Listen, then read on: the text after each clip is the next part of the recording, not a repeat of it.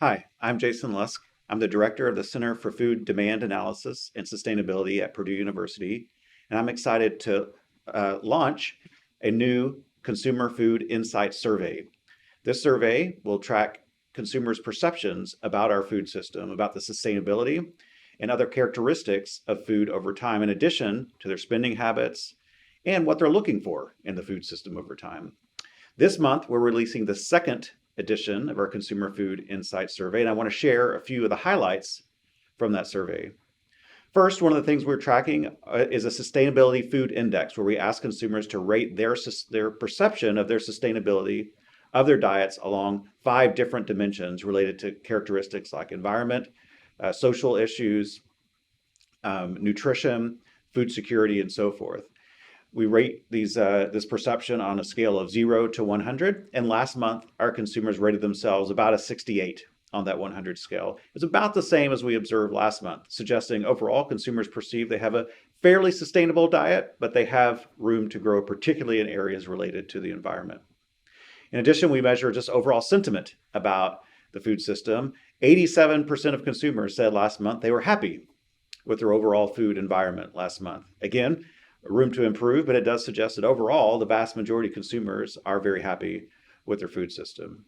Inflation's been in the news a lot, and we ask our consumers what they perceive has been the increase in food prices and where they expect food price inflation to go. And one of the things we've noticed is that compared to last month, consumers are expecting food price inflation, to continue to increase at an even faster rate than they told us last month. Interestingly, though, one of the things we observe is that consumers' perceptions of food price increases are actually a bit lower than what the official government statistics suggest. The Bureau of Labor Statistics estimates there roughly a 7% increase in food prices over the course of last year. Consumers, on average, though, said they thought food prices only increased a little over 5%. And that does suggest that consumers have ways of adjusting to and responding to these food price increases in a way they don't feel the full burden of those food price increases. And in fact, this month we asked consumers how they were dealing with those increases in food prices.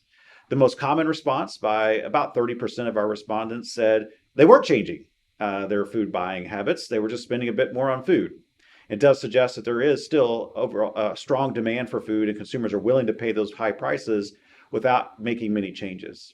The next most common answer, selected by about a quarter of respondents, was that they said they were looking out for more sales and more price discounts as a response.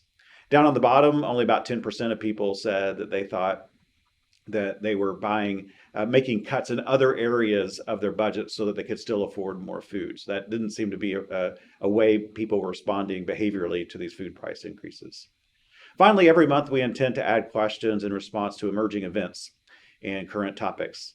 This month, we ask a question about GMO labeling. Since January 1, food companies are required to disclose the presence of certain genetically modified food ingredients. They can do this in a number of ways, either through the use of a QR code, through text on the package, or via the use of a new label that says bioengineered food. And we asked consumers if they had seen these bioengineered food labels when shopping. The vast majority, almost 2/3 of consumers, said they had not yet seen that label, despite the fact now that has been required for at least 2 months, suggesting food companies are perhaps choosing to disclose via those other mechanisms that were previously mentioned. Among the 2/3 that said that they hadn't seen it, over half said they didn't even know what the label was. So it does suggest that there's still room for consumers to learn more about what this mandatory disclosure is and how it's being communicated to them. I hope you'll stay tuned to future releases of our Consumer Food Insight Survey. A month from now, I plan to be back with you and talk to you about what we're seeing next month in terms of consumers thinking about our food system.